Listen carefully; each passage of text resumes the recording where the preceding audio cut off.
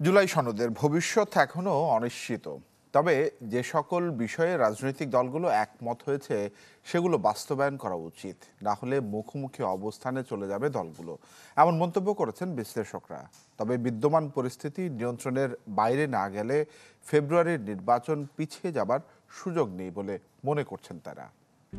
RICL TMX, যুগের পর যুগ স্থাপনা থাকে মজবুত। জুলাই সনদ তৈরিতে জাতীয় ঐকমত্য কমিশনের সাথে আলোচনা করে ৩০টি রাজনৈতিক দল ও জোট। এর মধ্যে ২৫টি দল এই সনদে এরই মধ্যে সই করেছে।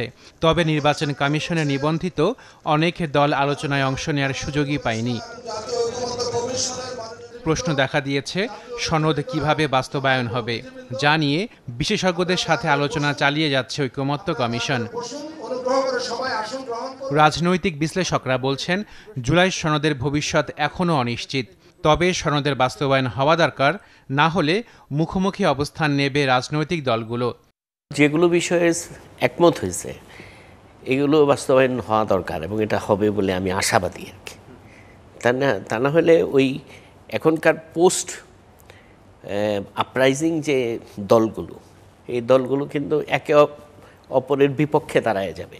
এটার ভবিষ্যৎ এখনও অনিশ্চিত। কারণ আপনি যদি জামাত ইসলামের কথা শোনেন, যারা সাইন করেছেন তারাও বলছেন যে যদি যে পত্ররেখা দেওয়া হবে সেটা যদি তাদের কাছে পছন্দসই না মনে হয় তাহলে তারা সাইন উইথড্র করবেন।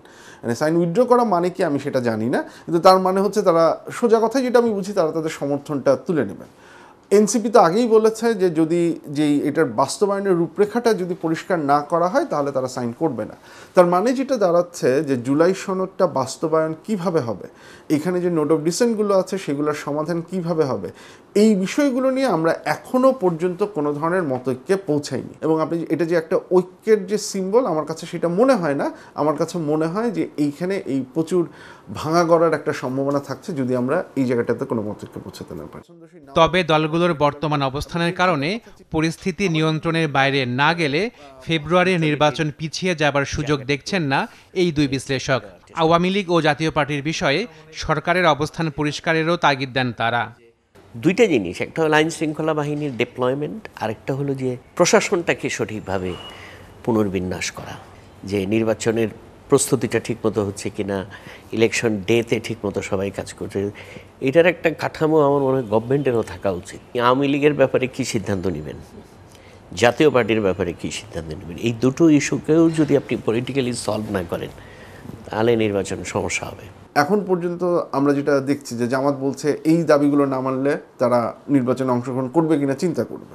তাহলে এই যখন ঘটনাটা দাঁড়ায়, এখন এইটা হচ্ছে একদিকে আপনি একটা পলিটিক্যাল স্টেটমেন্ট দিচ্ছেন, আর সেই স্টেটমেন্টটাকে আপনি কতদূর পর্যন্ত টানবেন সেই ডিসিশনটা জামাত ইসলামীকে নিতে হবে। এখন আপনার যদি সেই ব্যাকট্র্যাক করতে খুব বেশি দেরি হয়ে যায় তখন কিন্তু আপনি একটা অপরচুনিটি তৈরি করবেন, একটা সম্ভাবনা তৈরি করবেন। এবং আমরা জানি যে এইখানে বিগত যে সরকার ছিল তারা আছে, এখানে অন্যান্য ইন্টারেস্ট গ্রুপগুলো আছে, এই গ্রুপগুলো তখন সেটা একটা অপরচুনিটি তৈরি করবে।